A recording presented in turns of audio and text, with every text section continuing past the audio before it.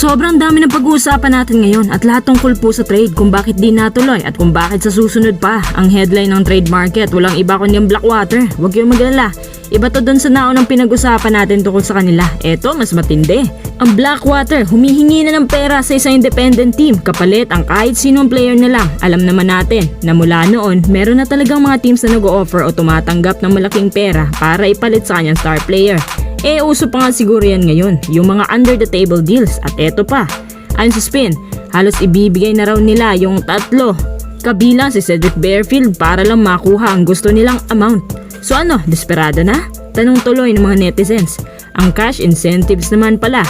Or ito lang ba daw naisip na paraan ng Blackwater para lang maisalba ang prangkisa? Huwag muna kayong mainip dahil may mas matitindi pang balita dito.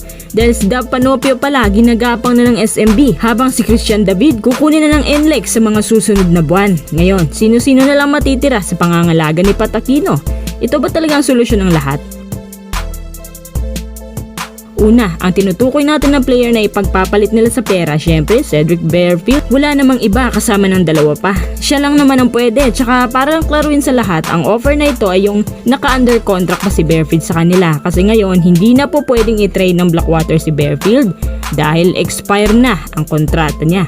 Dahil dito, karapatan niya na humindi sa contract extension na ibibigay sana ng mother team niya. Plus itong Blackwater, wala ring tinutukoy kung sino ang mga gusto nila makuha. Ang Converge po ang tinutukoy ng Spin na nilapitan nila at ang sagot ng Converge, sobrang malamig na malamig sa hindi. Alam nyo kasi nang hinayang at nagsisisi nga sila dahil binigay nila si Shawnee Winston, so okay din naman sana kung makakuha nila si Barefield. Nung nalaman nila na ito pala ang kapalit tapos sobrang laking pera pa talaga, kaya nang hinayang ang Converge kasi kailangan nilang i-turn down ang offer. Isa pa sa mga concern ng Converge, meron na raw kasi sila Mikey Williams. So sa tingin nila hindi bagay tambal si Williams at si Barefield sa backcourt. Masyado raw kasing puno. Tapos may 1 GDL pa. Moving on, kanina po yung sinasabi natin na si Christian David kukunin ng NLEX, kinumpirma po yan ng Spin. Si David kapalit ni Brandon Ramirez at Cyrus Torres, pero ang Blackwater medyo nag-iinarte at walang nasagot sa proposal na to. Isa pa, masyadong lugi ang trade package, talo ang NLEX. Kasunod naman ito si Dab Panopio na kinumpirma din po ng Spin ay kukunin na rin ng San Miguel.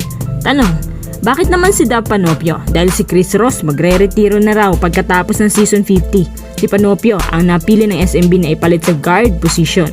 Kung titingnan mo ang roster ngayon ng Blackwater, halos 3, 4 na lang ang matitira tapos wala na silang star player. Ito rin ang unang beses sa history sa PBA na may nagpakawala ng halos buong roster na talaga. Parang nag-alam Miami Heat ang Blackwater ngayon . Binigay lahat para lang makuha si Giannis. Karugtong din ang trade news natin. Para lang malaman nyo ang dahilan po kaya hindi natuloy ang trade ng Titan Ultra kay Joshua Monson ay dahil hindi sila pumayag sa ipapalit ng TNT. Ang makukuha kasi ng Titan si Ray ng Batak lamang, which is originally ang gusto sana nila si Jordan Heading.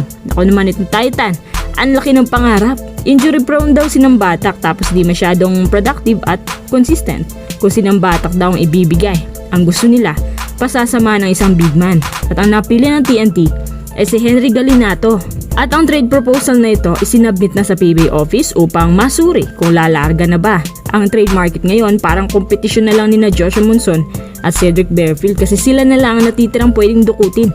Paunahan nila kung sinong unang makaka-touchdown sa kanilang dalawa. Tapos ang dami-daming players ang nadadamay na sinasama sa trade package na yan. Kumbaga nagkakagulo ang lahat pero main character lang pala ay 2 tao.